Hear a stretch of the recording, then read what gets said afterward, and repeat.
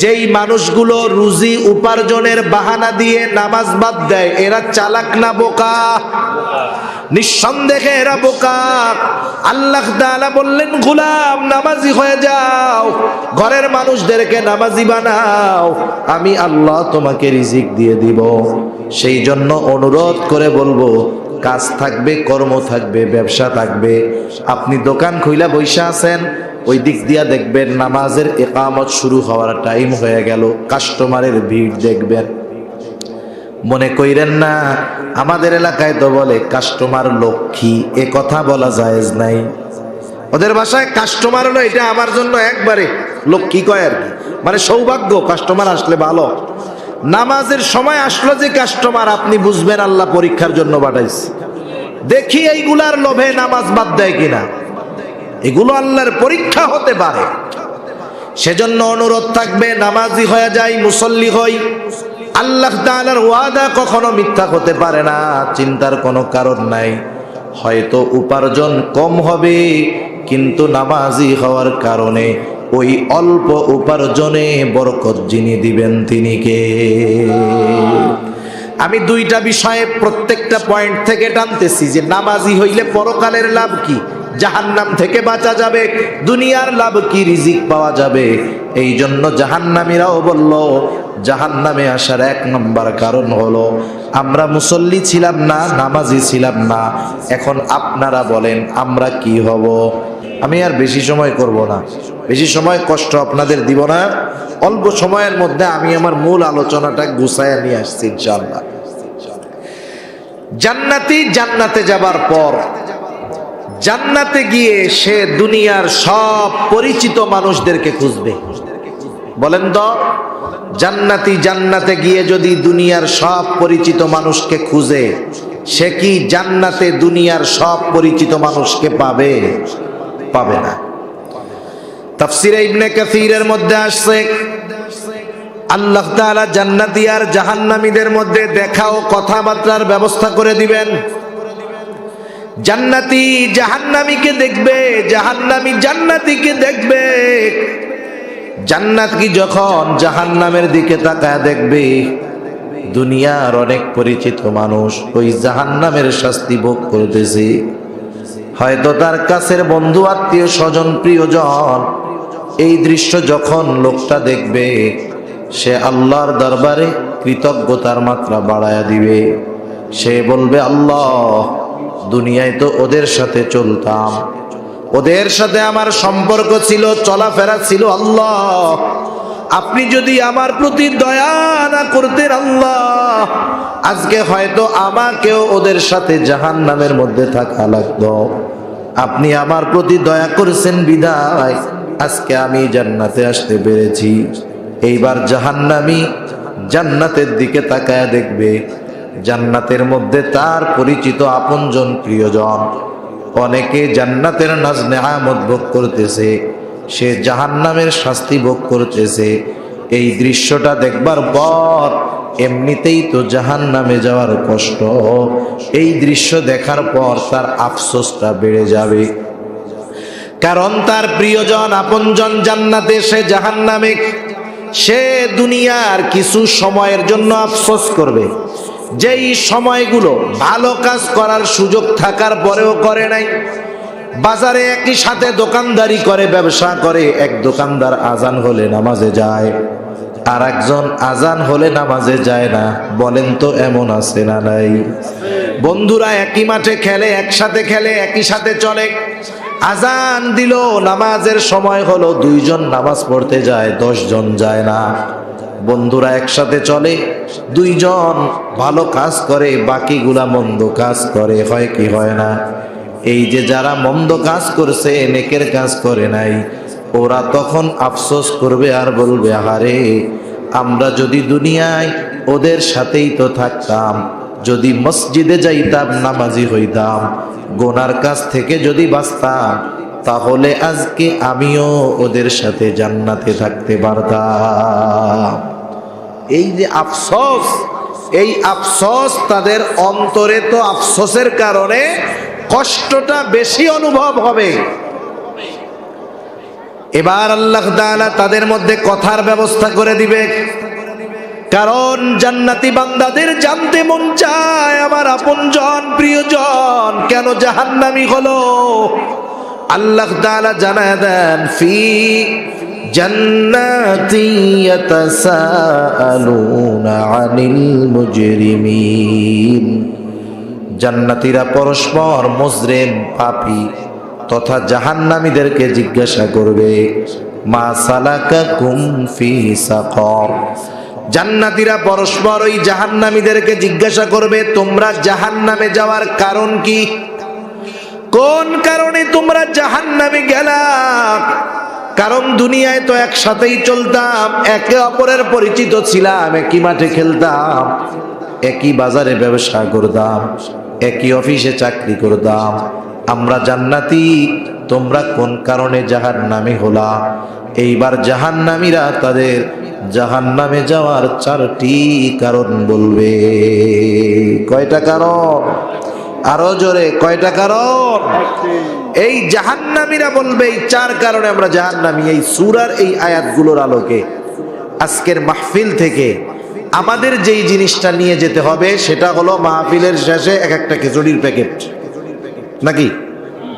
এগুলো নিয়ে যেতে হবে। ওইটা কি আসল? আরে ওইটা তো হাদিয়া দিছে। কি কথা শুনতেছি! আমার জীবন পরিবর্তনের জন্য যা দরকার, আমার আখিরাত সুন্দরের জন্য যা দরকার, আমার জাহান্নাম থেকে বাঁচার জন্য যা দরকার, জান্নাতে যাওয়ার জন্য যা দরকার, সেই পাথেয়গুলো যত্ন সহকারে স্মরণ রেখে আমলে পরিণত করতে হবে ইনশাআল্লাহ। জাহান্নামীরা যেই 4 কারণে জাহান্নামী হবে, এই কারণগুলো যদি আমাদের কারো মধ্যে থাকে, আমরা কি রাখবো না বাদ দিয়ে দিব? নিজে নিজে অন্তরে প্রতিজ্ঞাবদ্ধ হন, হাত উঁচা কইরা ওয়াদা করানোর কোনো জরুরত নাই যে আমার মধ্যে যদি ওই জাহান্নামীদের কর্মগুলো থাকে আমি ওগুলো বাদ দিয়ে দিব। দেখেন, এক লোকের 2 পায়ে এমন অসুস্থতা হয়েছে, ডাক্তার পরীক্ষা নিরীক্ষা করে বলতেছে আপনার যদি জান বাঁচাইতে হয় 2 পা কেটে ফেলতে হবে রাম থেকে, আপনি আর হাঁটতে পারবেন না। বলেন তো, ডাক্তার যদি কাউকে এই কথা বলে জীবন বাঁচাতে হলে 2 পা কেটে ফেলতে হবে, আপনি কি পা রাখবেন না জীবন বাঁচাবেন? জীবন বাঁচাইলে পা থাকবে? এখন ডাক্তারের যদি বলেন হ্যাঁ ডাক্তার পা 2টা কেটে ফেলান, আপনি নিয়ে যাইয়েন কিন্তু আমি টাকা পয়সা দিতে পারবো না, এটা হবে? বরং হসপিটালে ভর্তি হবেন, টাকা পয়সা দিবেন, বেড ভাড়া দিবেন, ওষুধ খাবেন। যেই ডাক্তার ঠ্যাং 2টা কেটে ফেলছে আসার সময় তারে ধন্যবাদও দিয়ে আসবেন যে আপনি খুব সুন্দর অপারেশন করছেন, আল্লাহর রহমতে আপনার অপারেশন সাকসেসফুল করেছেন আল্লাহ, এই জন্য হয়তো দুনিয়ার মুখ দেখতে পারবো আর কিছুদিন। কাইটা ফেলাইলো ঠ্যাং, দিয়ে আসলেন ধন্যবাদ। তাহলে জীবনের ক্ষেত্রে জীবন বাঁচানোর জন্য 2 পা মূল্যহীন। আবার যদি কোনো রোগে কেউ আক্রান্ত হয়, ডাক্তার যদি বলে পাও তো 2টা নাই আপনার, 2 হাতের যেই অবস্থা, বাঁচতে হইলে 2 হাতও কাটতে হবে, কি করবেন? হাত 2টা কেটে ফেলবো, তবুও বেঁচে থাকতে চাই। ধরতে পারবো না, চলতে পারবো না, এরপরেও বেঁচে থাকাটা আমাদের কাছে কত দামি যে হাত পা যদি কেটেও ফেলতে হয় আমরা পিছপা হই না। কিন্তু আফসোস, আমরা জাহান্নাম থেকে বাঁচার জন্য কিছু কাজ করার দরকার, কিছু কাজ ত্যাগ করার দরকার। জীবন বাঁচানোর জন্য হাত পা কাটতে পরোয়া করি না, অথচ জাহান্নাম থেকে বাঁচার জন্য কিছু ভালো কাজ করি না, কিছু মন্দ কাজ ছাড়ি না। এটা আমাদের বদনসিব, ঠিক কিনা বলেন? সেজন্য অনুরোধ থাকবে করজোড়ে আপনাদের কাছে যে আমরা এই 4টি কারণ জানার পর আমাদের মধ্যে যদি ওই জাহান্নামে যাওয়ার কোনো কারণ থাকে আমরা এগুলো ত্যাগ করব ইনশাআল্লাহ। বেশি সময় আর আমি নিব না ইনশাআল্লাহ, 20 মিনিটের মধ্যে আমার আলোচনা শেষ হয়ে যাবে। জাহান্নামীরা এবার তাদের জাহান্নামে যাওয়ার কারণগুলো বর্ণনা করবে। আল্লাহ তাআলা জানায় দেন, তারা বলবে ক্বালু লাম নাকু মিনাল মুসাল্লিন। জাহান্নামীরা তাদের জাহান্নামে যাওয়ার 1 নাম্বার কারণ বলবে লাম নাকু মিনাল মুসাল্লিন, আমরা মুসল্লি ছিলাম না, মুসল্লি ছিলাম না। মুসল্লি কাকে বলে?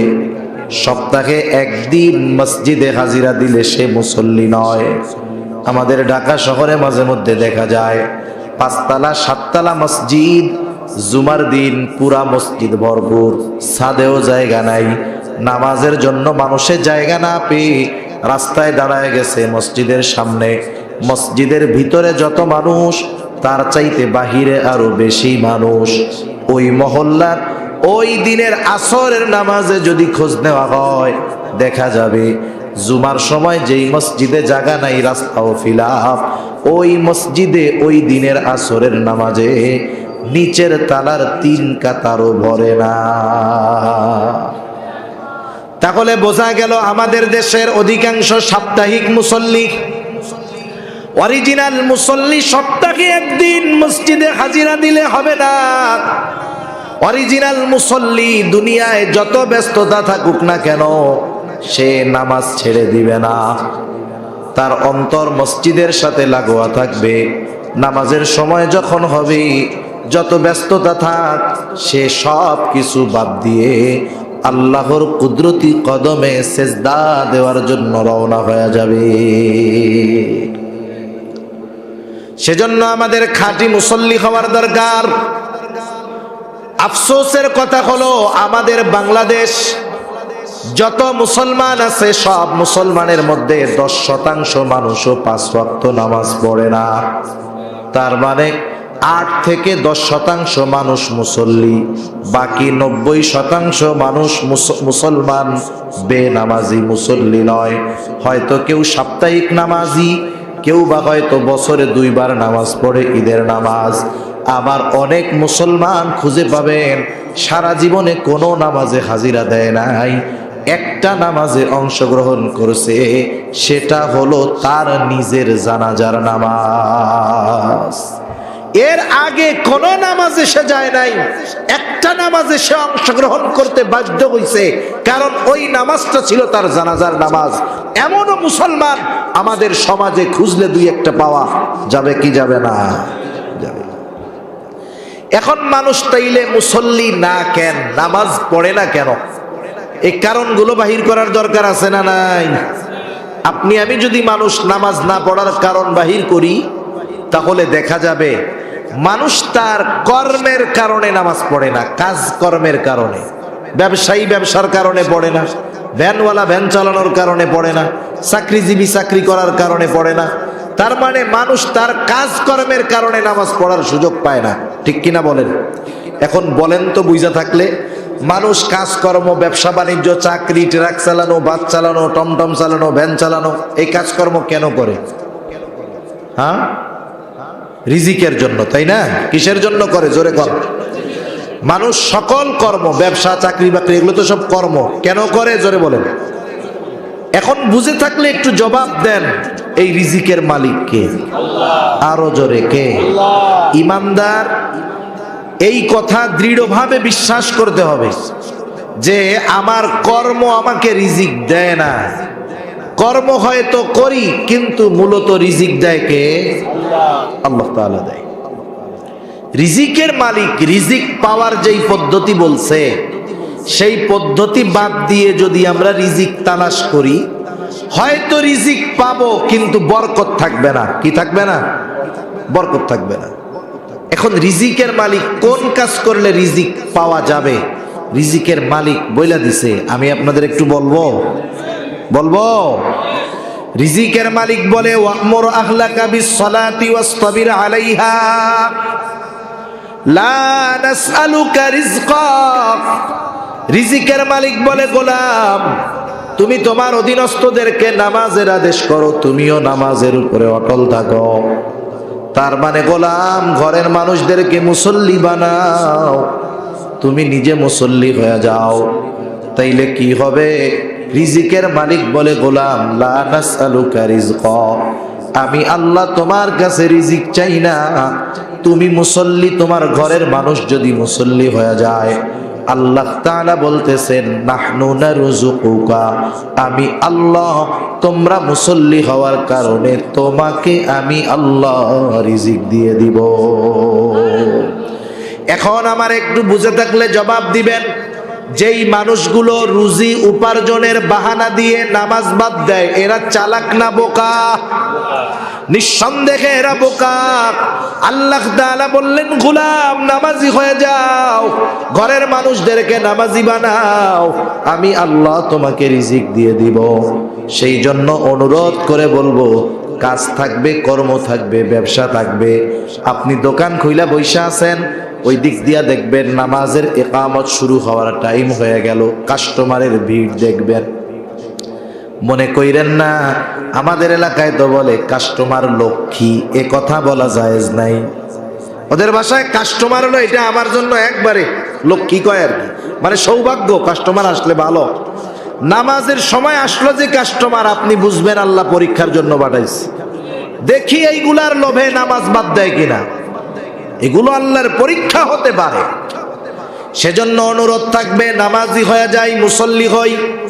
আল্লাহ তাআলার ওয়াদা কখনো মিথ্যা হতে পারে না, চিন্তার কোনো কারণ নাই।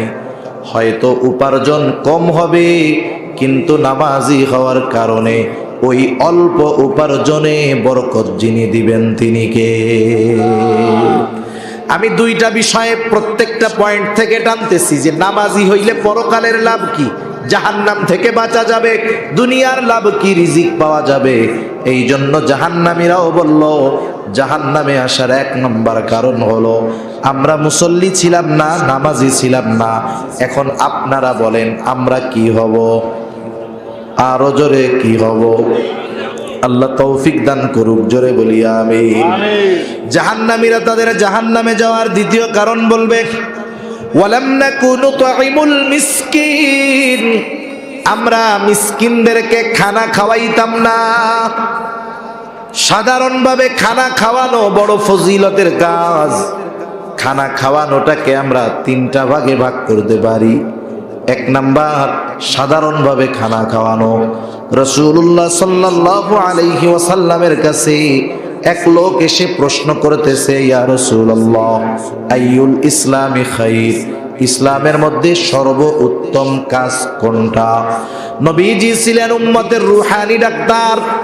একই প্রশ্ন ব্যক্তি ভেদে ভিন্ন রকমের উত্তর নবীজি দিতেন। এই লোকের এই প্রশ্নের জবাবে নবীজি বললেন, তুতঈমুত তাআম ওয়া তাকরাউস সালাম আলা মান আরাফতা ওয়া মান লাম তারিফ। নবীজি বললেন, তুমি মানুষকে খানা খাওয়াও আর পরিচিত অপরিচিত সবাইকে বেশি বেশি সালাম দাও। নবীজি বললেন মানুষকে খানা খাওয়াও, কোন স্তর বিন্যাস করেন নাই। নবীজি বলেন নাই ধনীরে খাওয়াবা না, গরিবরে খাওয়াও, মিসকিনরে খাওয়াও, এমনটা বলেন নাই। সেই জন্য মুহাদ্দিসিনে কেরাম বলেন, লোকটা ধনী হোক আর গরিব হোক, পরিচিত হোক আর অপরিচিত হোক, অসহায় হোক অথবা স্বাবলম্বী হোক, এক কথায় কোন মানুষ যদি অপর কোন মানুষকে আল্লাহর সন্তুষ্টির জন্য খানা খাওয়ায়, ফজিলত আছে না নাই? খানা খাওয়ানোর দ্বিতীয় স্তর। এখন বলেন ওই খাবারটা যদি কোনো মিসকিনকে খাওয়ানো হয়, ফজিলত কম না বেশি? মিসকিনদের খানা খাওয়ানো বড় দামি কাজ। আল্লাহ তাআলা কোরআনুল কারীমের মধ্যে জানায় দেন, সূরা মাউন, এই সূরার মধ্যে আল্লাহ তাআলা কাফেরদের কয়েকটা মন্দ স্বভাবের কথা বর্ণনা করেন। মন্দ স্বভাবগুলোর মধ্যে একটা হলো, আল্লাহ তাআলা বলেন, ওয়ালা ইয়াহুদ্দু আলা তাআমিল মিসকিন, কাফেররা মিসকিনদেরকে খানা দেয় না।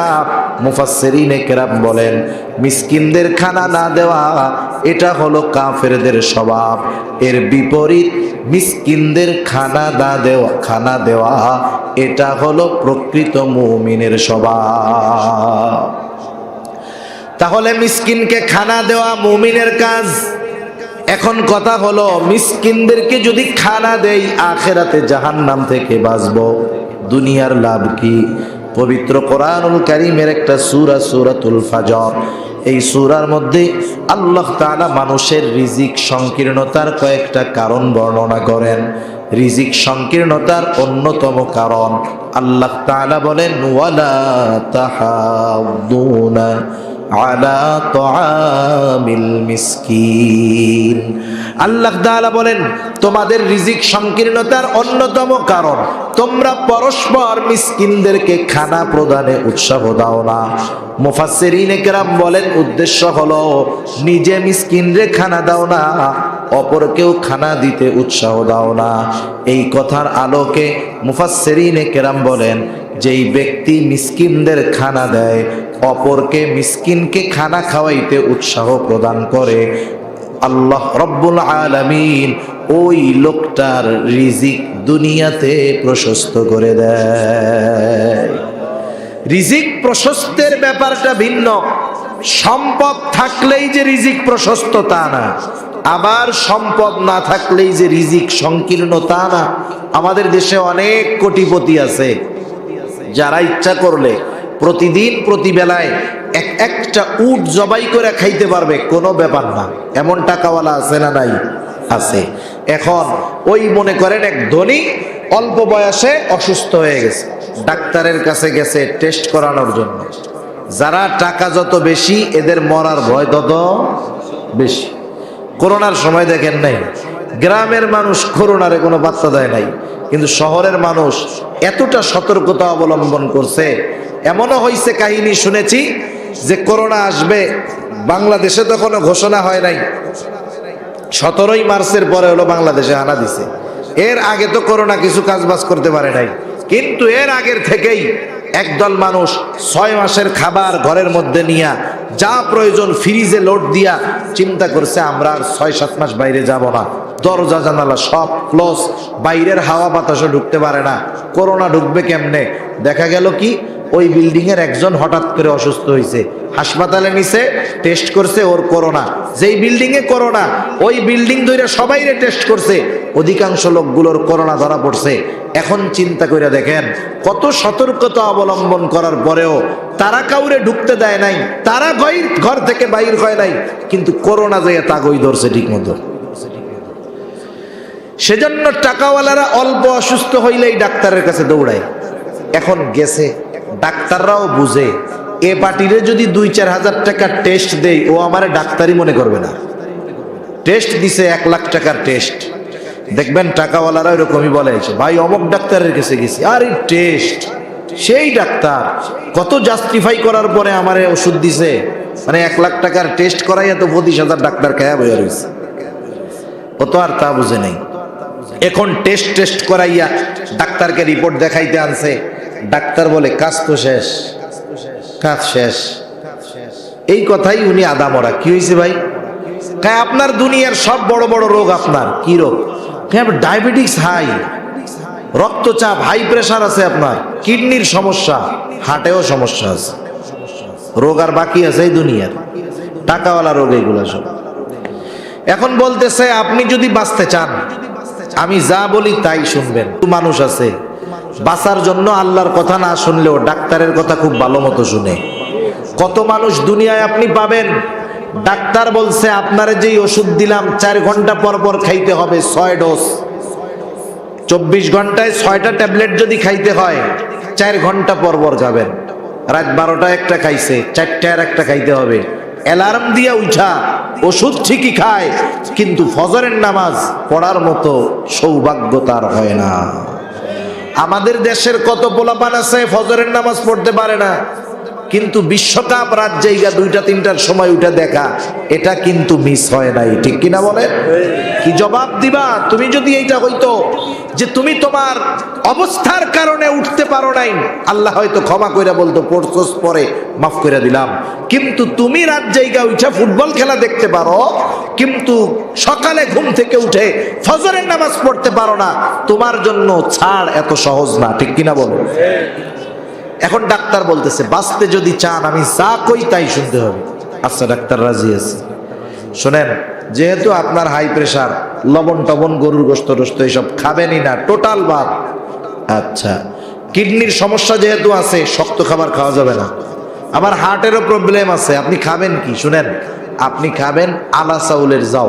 আলা চাউল চিনেন তো? আলা চাউলের জাউ খাবেন, খবরদার ওর মধ্যে লবণ দিবেন না। একটু বলেন তো, আলা চাউলের জাউ রান্না কইরা লবণ ছাড়া যদি ছাগলের সামনে দেন খাবে? ও এক চাটা দিয়া বলবে আই ডোন্ট লাইক, এটা আমি আর খাবো না। একটু চিন্তা করে দেখেন, সম্পদের অভাব নাই, আল্লাহ তাআলা চাইলে ক্লোজ কইরা দিতে পারে কি পারে না? আবার কত আল্লাহর বান্দা আছে সম্পদ নাই, কিন্তু আল্লাহ তাআলা এমন খাওয়ান খাওয়ায় যে তার মাসের যে বেতন, 6 মাসের বেতন এক জায়গা করলে 1 মাসে যা খায় 6 মাসের বেতন দিয়েও কিনা খাইতে পারবে না, ঠিক কিনা বলেন? সেজন্য রিজিক সংকীর্ণতা, রিজিক প্রশস্ততার বিষয়টা সম্পদের সাথে সম্পৃক্ত নয়। আমরা যদি মিসকিনদের খানা খাওয়াই, অপরকে উৎসাহ দেই, তাহলে আমাদের রিজিক প্রশস্ত করবেন কে?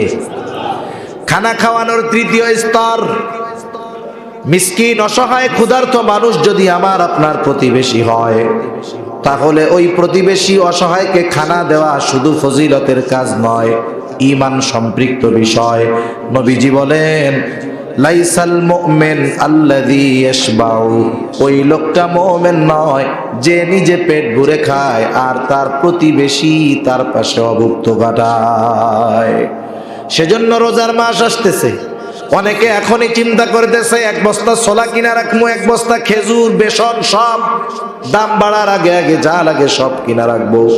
দেখা যাবে আমি আপনি ইফতারের সময় 5-6 প্রকারের আইটেম সামনে নিয়ে বসে আছি, আর আমার প্রতিবেশী তখন দেখা যাবে পান্তা ভাত আর শুকনা মরিচ পোড়ায়া ইফতারের জন্য অপেক্ষা করতেছে।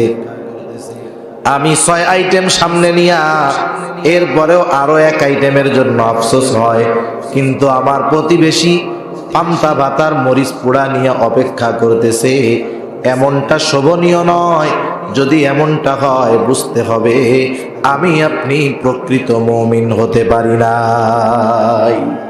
সেজন্য প্রতিবেশীর দিকে খেয়াল রাখবো। মূল কথা, জাহান্নামীরা বলল ওয়ালাম নাকুনু তুইমুল মিসকিন, জাহান্নামে আসার দ্বিতীয় কারণ আমরা মিসকিনদেরকে খানা দিতাম না।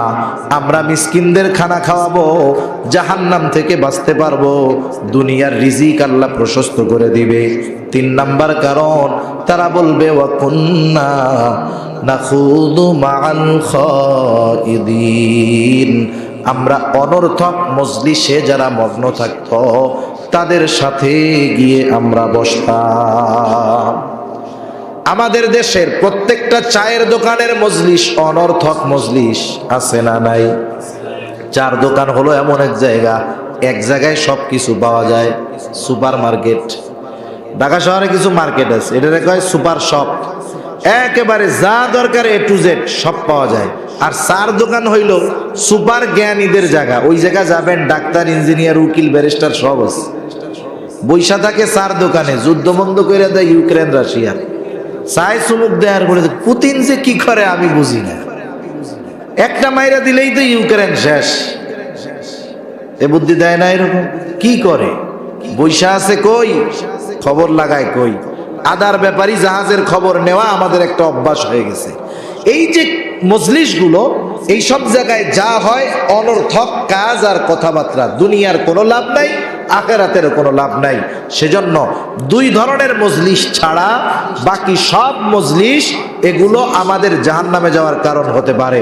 সেজন্য যেই মজলিসে দুনিয়ার বৈধ কল্যাণ আছে আর যেই মজলিসে আখিরাতের কল্যাণ আছে, এই 2 ধরনের মজলিস ছাড়া যত মজলিস আছে সবগুলো জাহান্নামে যাওয়ার কারণ হবে। কারণ 4 দোকানের মজলিসের মধ্যে গীবতের আখড়া। গীবত বুঝেন তো? গীবত তো আমাদের গীবাত কইতেও মজা লাগে, শুনতেও মজা লাগে। কি মজার মজা! কতজন গীবত করে, আবার বাধা দিলে বলে এই মিয়া মিথ্যা কথা কইছি নাকি, ওর মধ্যে দোষ আছে বইলাই তো কইতাছে, বলে না এরকম? তাহলে গীবতটা কাকে বলে? গীবত হলো কোন ব্যক্তির দোষ তার অনুপস্থিতিতে আলোচনা করা, চর্চা করা। যদি উদ্দেশ্য এমন হয়, এমন ব্যক্তির কাছে বলা হয় যার দ্বারা ওই ব্যক্তির পরিবর্তন সাধিত হতে পারে, তার কাছে বলা ভিন্ন কথা। কিন্তু আমরা তো দোষ চর্চা করি, এটা কত খারাপ! রাসূলুল্লাহ সাল্লাল্লাহু আলাইহি ওয়াসাল্লাম বলেন আল গীবাতু আশাদ্দু মিনাজ জিনা, গীবত জিনার চাইতেও জঘন্য। শুধু তাই না, আল্লাহ তাআলা কোরআনুল কারীমের মধ্যে বলেন ওয়ালা ইয়াগতাব বা'দুকুম বা'দা, আইয়ুহিব্বু আহাদুকুম আন ইয়াকুলা লাহমা আখিহি মাইতান ফাকারিহতুমু। আল্লাহ তাআলা বলেন, তোমরা পরস্পরের গীবত কইরো না। তোমরা কি এটা পছন্দ করো যে তোমরা তোমাদের মৃত ভাইয়ের গোশত খাবা? আল্লাহ তাআলাই বলেন ফাকারিহতুমু, তোমরা সেটাকে অপছন্দ করো, অথচ তোমরা এক ভাই অপর ভাইয়ের গীবত করার মাধ্যমে মৃত ভাইয়ের গোশত খাও। মা বোনরা আছে নাকি? শুনতেছে? আছে।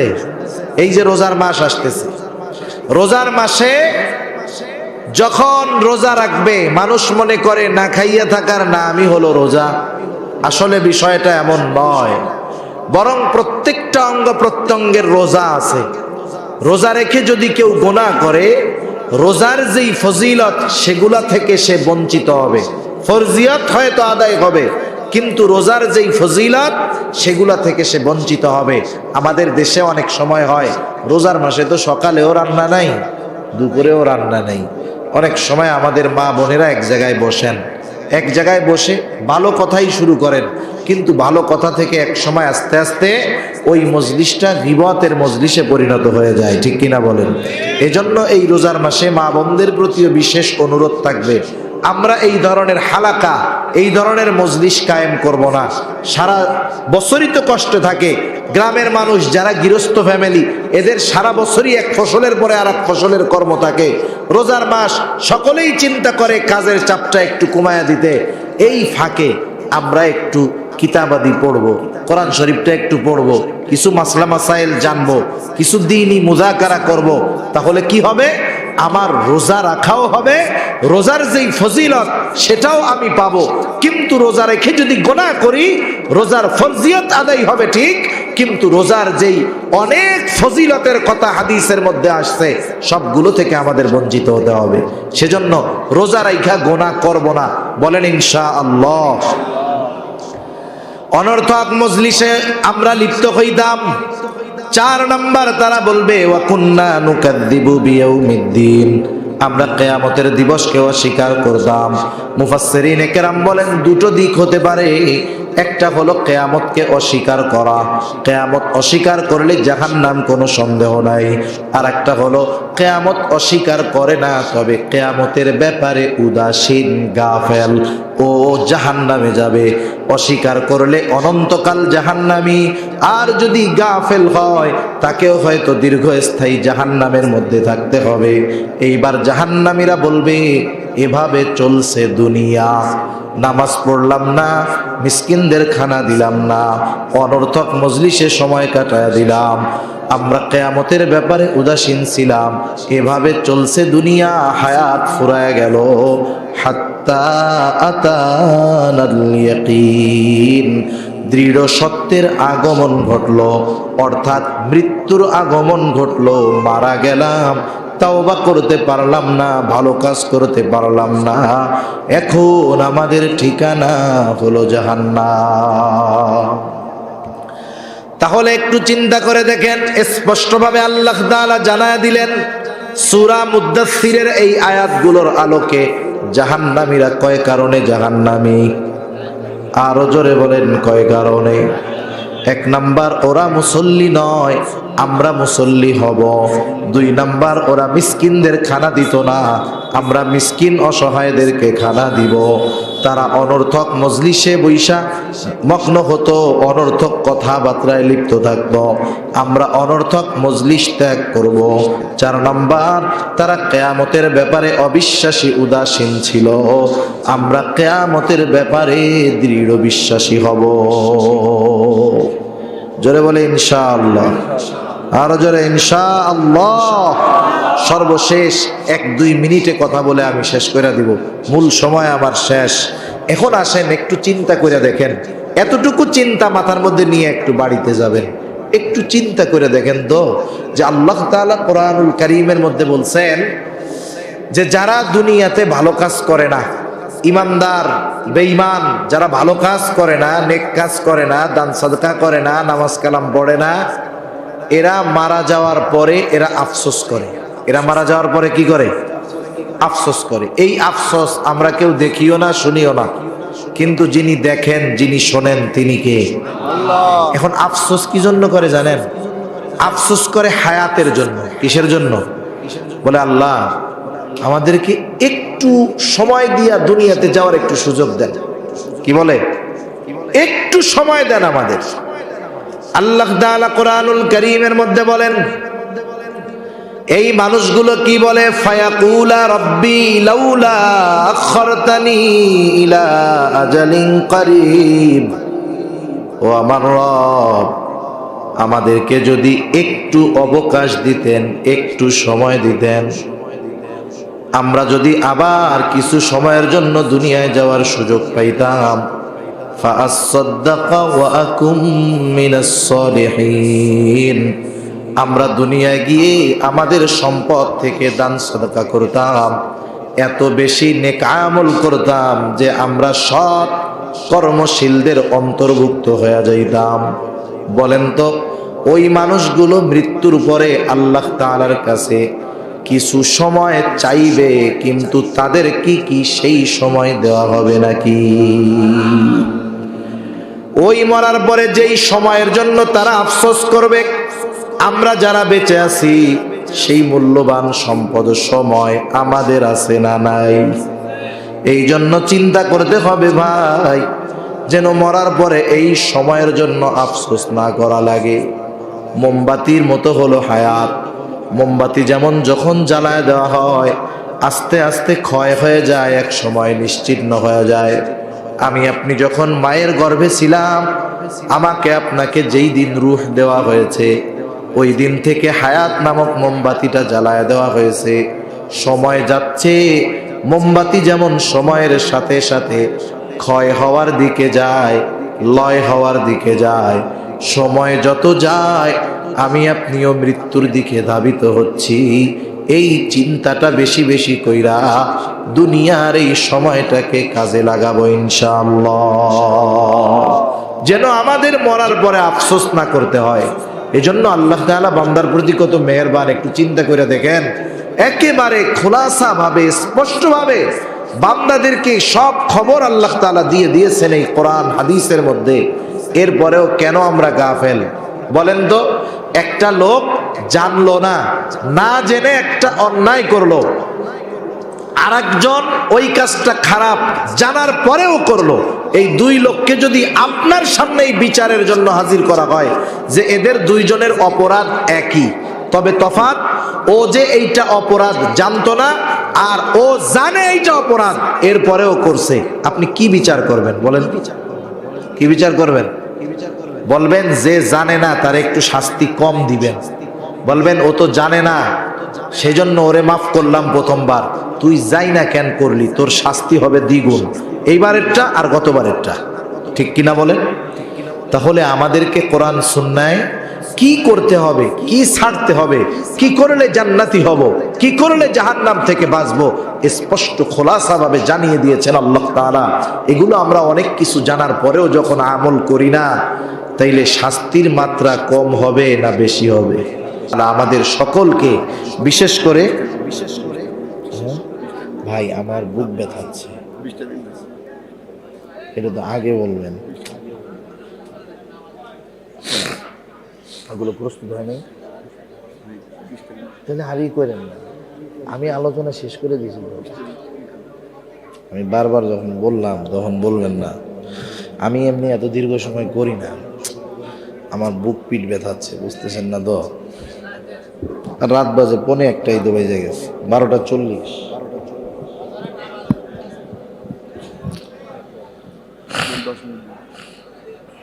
আমি কি বলবো বলেন? আমি তো একটা বিষয় নিয়ে আলোচনা করছি, আর বিষয়টা তো আমি টাইনে দিচ্ছি শেষ করে, আপনি বুঝতেছেন না? মনের থেকে যেটা হয় সেটাই বলতে নেই, সময়ের কোনো এটা নির্ধারিত হবে না। আপনারা ওইগুলোর ব্যবস্থা আনেন, ওনাদের মেহমানদারির জিনিসগুলো আনেন।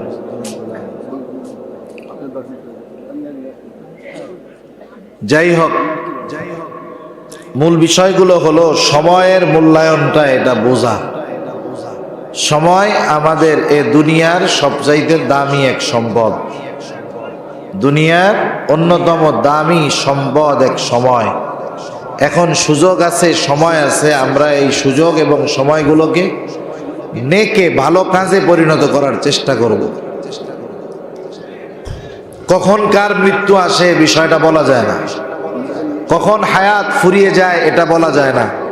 অনেক সময় আমরা মনে করি যে আমরা যখন বৃদ্ধ হব এরপরে মনে হয় আমাদের মরণ হবে, কিন্তু মৃত্যু আসার শর্ত এটা না যে বুড়া হইলে মরবে, যুবক যে সে মরবে না, বিষয়টা এমন নয়। কখন মৃত্যু হবে এটা বলা যায় না।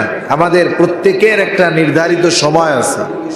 যখন আমি আপনি মায়ের গর্ভে ছিলাম, আল্লাহ সুবহানাহু ওয়া তাআলা যখন ফেরেশতাকে পাঠায় দিয়েছে যে ওই রূহ আমার আপনার মধ্যে যখন ফুঁকে দেওয়া হয়েছে, ওই সময় আমার আপনার দেহের সাথে এই রূহ কতদিন থাকবে এ বিষয়টা আল্লাহ তাআলা নির্ধারিত করে দিয়েছেন। সেজন্য আমাদের প্রত্যেকের একটা নির্ধারিত সময় আছে। সেই সময় যখন উপস্থিত হবে, আমি আপনি যদি সুস্থ থাকি, বাঁচার কোনো উপায় নাই। ওই সময় যতক্ষণ না আসবে, আমি আপনি যতই অসুস্থ হই, ওইটা আমাদের মরণ হবে না। এই যে কতদিন আগে দেখলাম যে আরব দেশের এক যুবরাজ, এক প্রিন্স রাজপুত্র 18 বছর ধরে কোমায় আছে, 17 না 18 বছর লাইফ সাপোর্টে লাগানো। এই 17-18 বছর সে না একটা কথা বলছে, না একবার চোখ খুলছে, না একবার নড়াচড়া করছে, এক অবস্থায় বিছানার উপরে একইভাবে আছে। তাকে পাইপের মাধ্যমে তরল খাবার খাওয়ানো হয়, প্রস্রাব পায়খানা সে পাইপ লাইনের মাধ্যমে করে, একভাবে আছে। 18 বছর বেঁচে আছে, মারা যায় নাই, একটু বাকি মরতে। এত অসুস্থতার পরেও আল্লাহ তাআলা তাকে বাঁচায় রাখছেন, কারণ হলো তার হায়াত এখনো ফুরায় নাই। আপনারা দেখছেন না, শোনেন নাই, এই যে তুরস্কের ভূমিকম্পে 10 দিন পরেও সুস্থ সুস্থ মানুষকে উদ্ধার করা হয়েছে। 10 দিন কোথায় ধ্বংসস্তূপের কত নিচে, যেখানে বাতাস পৌঁছানো কঠিন, খাবার পৌঁছানো কঠিন, হায়াত আছে, আল্লাহ তাআলা ওই জায়গায় বাঁচায় রাখছে। গর্ভবতী মহিলা, ভূমিকম্পে তার গর্ভপাত হয়ে গেছে, মহিলা পরিবারের সব মারা গেছে, কিন্তু ওই সদ্য ভূমিষ্ঠ ওই ছোট বাচ্চা ভূমিষ্ঠ হয়েছে মাত্র, মার দুধ পর্যন্ত পান করতে পারে নাই, অথচ ওই বাচ্চাটাকেও বাঁচায় রাখছে কে? সেজন্য হায়াত এক জটিল দামি জিনিস। থাকতে এর মূল্যায়ন আমরা যদি না বুঝি, যখন থাকবে না দাম বুঝবো, কিন্তু করার কিছু আমাদের থাকবে না। সেজন্য হায়াত আছে। যুবক ভাই যারা আছেন, তরুণ যারা আছেন, অনেকে মনে করে যৌবনকাল এটা মনে হয় গুনাহ করার টাইম।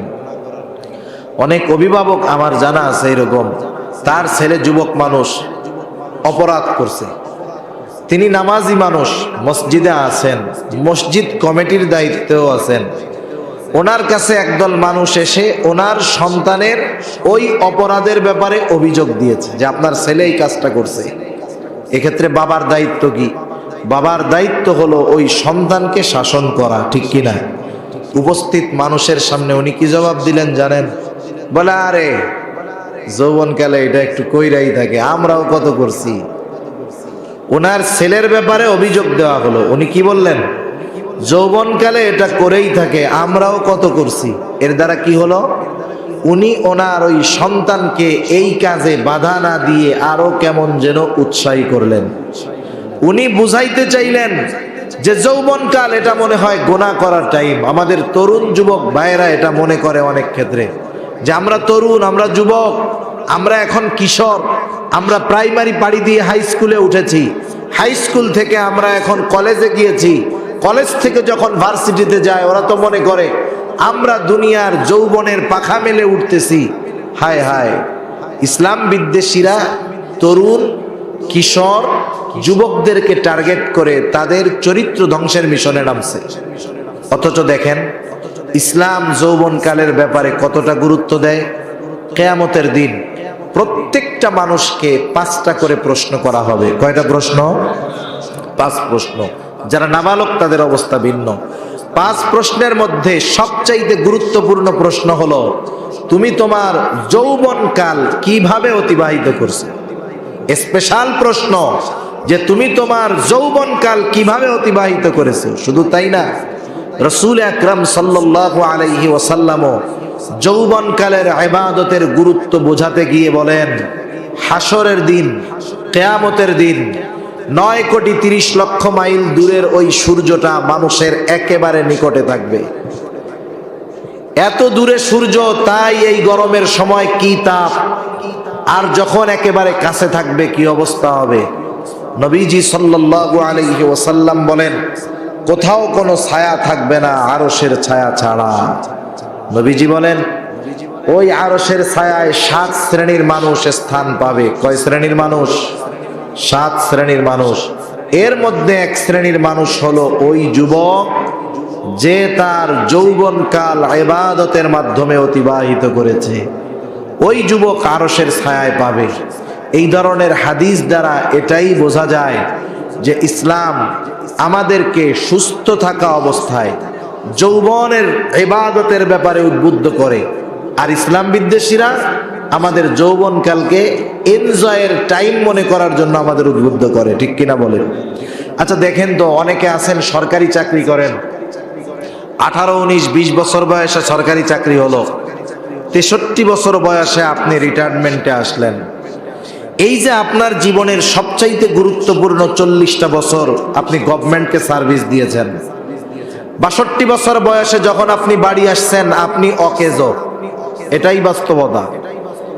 এই 40 বছর আপনি যথাযথভাবে দায়িত্ব পালন করলেন বিধায় আপনার চাকরি যখন শেষ, গভর্নমেন্ট আপনাকে আশাহত করে নাই, টেনশনে রাখে নাই, আপনার চিন্তা করা লাগে নাই যে চাকরি শেষ করে এই 62 বছর বয়সে বাড়ি গিয়ে আমি কি খাবো।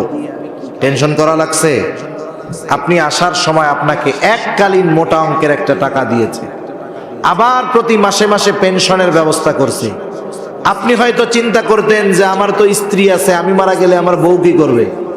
গভর্নমেন্ট কেমন যেন বলে দিচ্ছে, চিন্তা কইরো না, তুমি মরার পরে তোমার বউ এই ফ্যাসিলিটি পাবে। আপনার ছেলে একটা প্রতিবন্ধী আছে, আপনি চিন্তা করেন সবগুলো তো যেমন তেমন, ও কি করবে। কেমন যেন গভর্নমেন্ট বলতেছে, টেনশন কইরো না, তুমি থাকবা না, তোমার স্ত্রী থাকবে না, তোমার এই ফ্যাসিলিটি তোমার ওই প্রতিবন্ধী সন্তানকে দেওয়া হবে।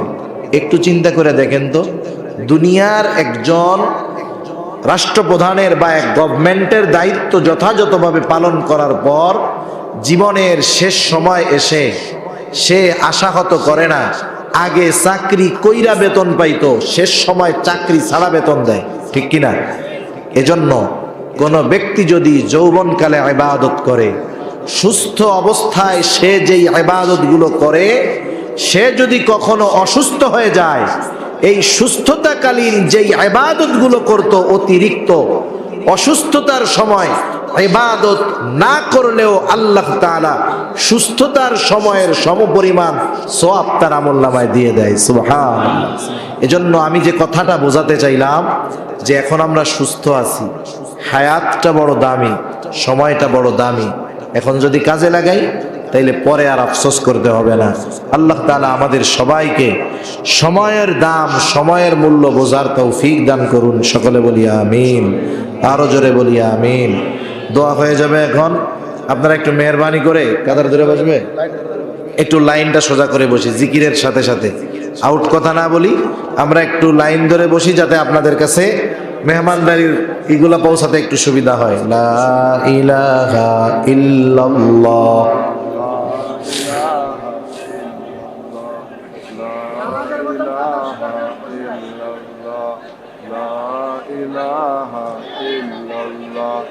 লা ইলাহা ইল্লাল্লাহ, লা ইলাহা ইল্লাল্লাহ,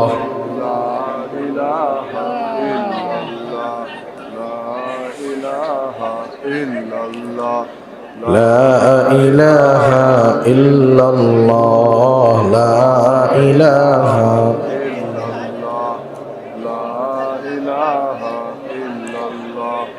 লা ইলাহা ইল্লাল্লাহ, লা ইলাহা ইল্লাল্লাহ। এই কিছু বলার দরকার হলে মাইকে বলেন, মাইকে বলে দেন।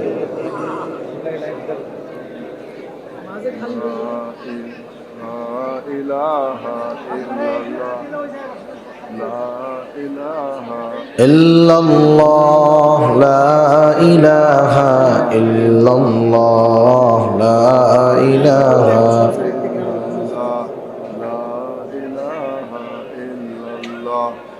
লা ইলাহা ইল্লাল্লাহ লা ইলাহা ইল্লাল্লাহ লা ইলাহা ইল্লাল্লাহ লা ইলাহা লা ইলাহা ইল্লাল্লাহ লা ইলাহা ইল্লাল্লাহ। দেওয়া শুরু করছে। আমরা সবাই দুরূদ শরীফ পাঠ করি। আল্লাহুম্মা সাল্লি আলা মুহাম্মদ ওয়া আলা আলি মুহাম্মাদিন কামা সাল্লাইতা আলা ইব্রাহিম ওয়া আলা আলি ইব্রাহিম ইন্নাকা হামিদুম মাজিদ।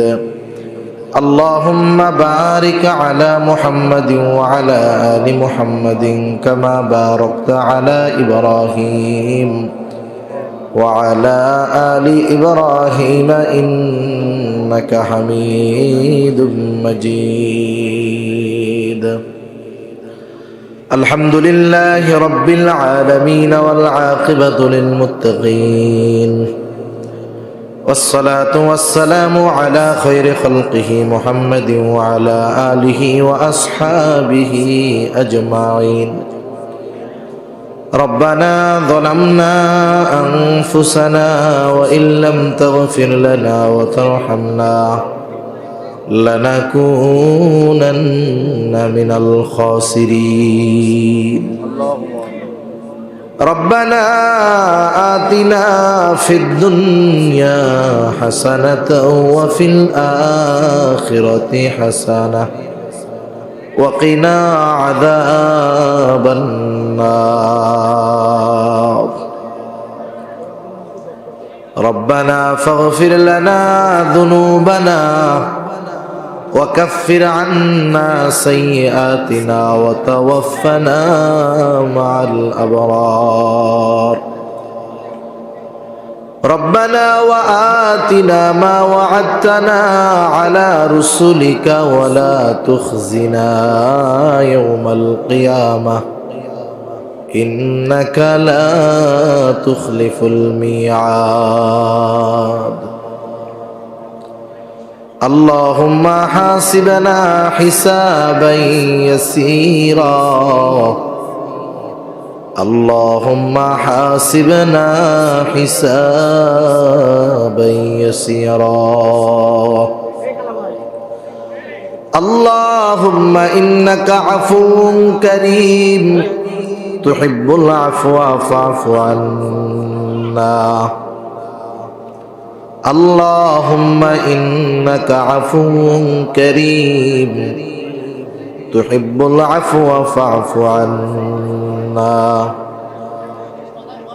দয়াময় আল্লাহ, গভীর রাত পর্যন্ত দিনই আলোচনা করার পর গুনাহ মাখা হাত আমরা তুলে ধরেছি। আল্লাহ, আয় আল্লাহ, রাত যত গভীর হয় দুনিয়ার মানুষের দরজাগুলা বন্ধ হয়ে যায়, আর রাত যত গভীর হয় আপনার রহমতের দুয়ার তত উন্মোচিত হয়। আয় আল্লাহ, আমরা গুনাহগার, আপনি তো গফফার। আমরা গুনাহ করতে ভালোবাসি আল্লাহ, আপনি ক্ষমা করতে ভালোবাসেন। আপনি আপনার গফুর গফফার রহিম রহমান নামের ওসিলায় যে যেখান থেকে হাত উঁচু করেছে আমাদের প্রত্যেকের বিগত জীবনের সকল কবিরা সগীরা গুনাহগুলো মাফ করে দেন। আয় আল্লাহ, আমাদের আত্মীয় স্বজন যে যেখানে আছে মাফ করে দেন আল্লাহ।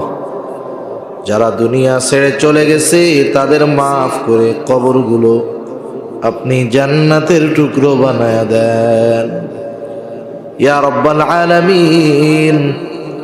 এলাকার আশেপাশে যত গোরস্থান আছে যত মোমেন মোমেনাত শায়িত আছে আল্লাহ সকলকে মাফ করে দেন, কবরগুলো জান্নাতের টুকরো বানায় দেন।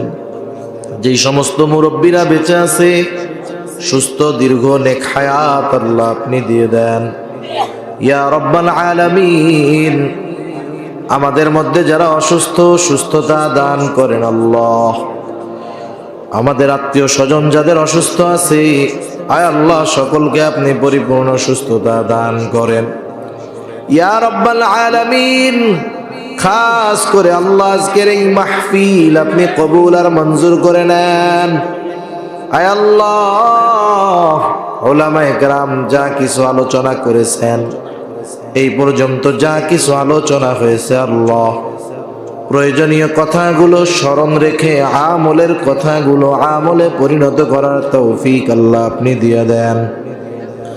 অপ্রয়োজনীয় কথাগুলো আপনি জেহেন থেকে মুছে দেন ইয়া রব্বাল আলামিন। খাস করে এই মাহফিলকে এলাকার হেদায়েতের জরিয়া বানায়া দেন।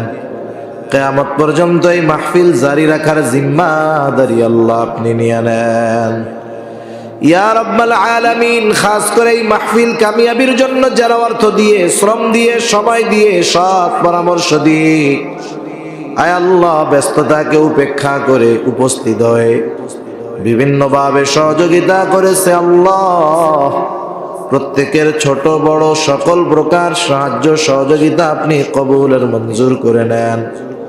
কে কোন আশায় সহযোগিতা করেছে আপনার জানতে বাকি নাই আয় আল্লাহ। প্রত্যেকের মনের নেক আশাগুলো আপনি কবুল করে নেন ইয়া রব্বাল আলামিন। খাস করে আমরা যারা হাত উঁচু করেছি আল্লাহ, আমাদের মধ্যে হয়তো অনেকের মা নাই, অনেকের হয়তো বাবা নাই, অনেকে হয়তো নিজের হাতে মোহাব্বতের মা বাবাকে কবরে শোয়া রাখছি আয় আল্লাহ। দুনিয়ার অপর প্রান্তে আমেরিকার খবর মুহূর্তের ভিতরে পাওয়া যায়, দেখা যায়। 3 হাত মাটির নিচে মোহাব্বতের মা বাবার কবরের খবর জানা যায় না, দেখা যায় না আয় আল্লাহ। গুনার কারণে যদি কারো মা বাবার কবরে আযাব হয়, আমাদের মধ্যে যাকে পছন্দ, যারা আমল পছন্দ, তারা আমলের ওসিলায় ওই মা বাবার কবরের আযাব আল্লাহ আপনি মাফ করে দেন। কবরগুলো জান্নাতের টুকরো বানায় দেন। কিয়ামতের দিন ডান হাতে আমলনামা দিয়ে হিসাব সহজ করে জান্নাতের ব্যবস্থা আল্লাহ আপনি করে দিয়েন। যাদের মা বাবা বেঁচে আছে সুস্থ দীর্ঘ নেক হায়াত দিয়ে দেন আল্লাহ আয় আল্লাহ। যারা অভাবে আছে অভাব দূর করে দেন। যারা ঋণগ্রস্ত আছে ঋণ পরিশোধ করার তৌফিক আল্লাহ আপনি দিয়ে দেন। হারাম হালাল বেঁচে চলার তৌফিক দেন। হালাল রুজি অন্বেষণের তৌফিক আল্লাহ আপনি দেন। সকলের আয়ের ভিতরে বরকত দেন। রিজিককে আল্লাহ আপনি প্রশস্ত করে দেন। মা বোনদেরকে কবুল করেন, পর্দানিশীল বানায় দেন। 5 ওয়াক্ত নামাজ যথাযথভাবে আদায় করার তৌফিক দেন আয় আল্লাহ। সামনে রমাদান মাস আসতেছে আল্লাহ, আমাদেরকে এই শাবানের বরকত দেন। আমাদের সকলের হায়াতকে রমাদান পর্যন্ত আপনি প্রবৃদ্ধি করে দেন আল্লাহ আয় আল্লাহ। রমজানে সুস্থ রেখে সুস্থতার সাথে সিয়াম সাধনা সহ অন্যান্য সকল ইবাদত করার তৌফিক আল্লাহ আপনি দিয়ে দেন আয় আল্লাহ। যারা বেকার আছে উত্তম হালাল কর্মসংস্থানের ব্যবস্থা করে দেন আয় আল্লাহ। আমাদের সকলকে সময়ের মূল্য বুঝবার তৌফিক দেন। হায়াতের কদর করার তৌফিক দিয়ে দেন আয় আল্লাহ। গুনাহ থেকে বেঁচে থাকার তৌফিক ও হিম্মত আল্লাহ আপনি দিয়ে দেন ইয়া রব্বাল আলামিন। আমাদের দেশের মানুষের জন্য হজকে আপনি সহজ করে দেন। আমাদের সকলকে বারবার মক্কা মদিনা জিয়ারত করার তৌফিক আল্লাহ আপনি দেন ইয়া রব্বাল আলামিন। আমাদের দেশের উপরে খাস রহমত নাজিল করেন আল্লাহ আয় আল্লাহ।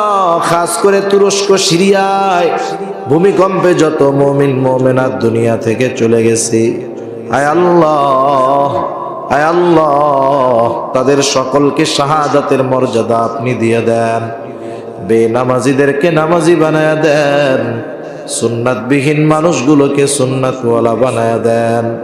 আয় আল্লাহ, জান্নাতীদের কর্ম বেশি বেশি করার তৌফিক দেন, জাহান্নামীদের কর্ম থেকে বেঁচে থাকার তৌফিক আল্লাহ আপনি দিয়ে দেন। আয় আল্লাহ, কার মনে কি চাওয়া জানি না, সকলের মনের নেক চাওয়া নেক আশা কবুল করে নেন। আয় আল্লাহ, জীবনের অন্তিম মুহূর্তে যখন মালাকুল মউত মৃত্যুর পয়গাম নিয়ে হাজির হয়ে যাবে, আমাদের প্রত্যেকের জবানে আপনি তাওহীদের কালিমা নসিব করে দিয়ে। আল্লাহুম্মা ইন্না নাউযু বিকা মিনাল হাম্মি ওয়াল হাযান ওয়াল আজজি ওয়াল কাসাল ওয়াল জুবনি ওয়াল বুখুল ওয়া দালা'id দাইন ওয়া গলাবাতির রিজাল।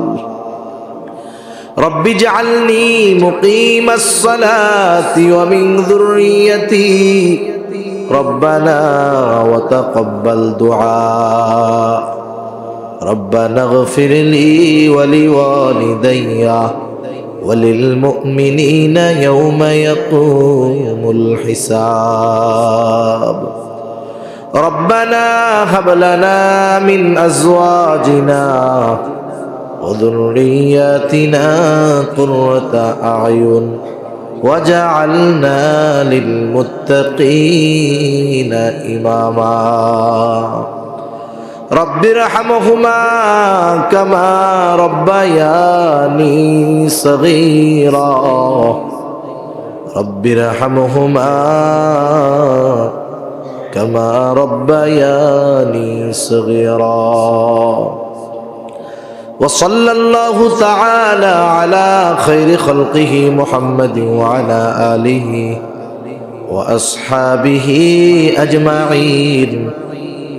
آمين برحمتك يا أرحم الراحمين.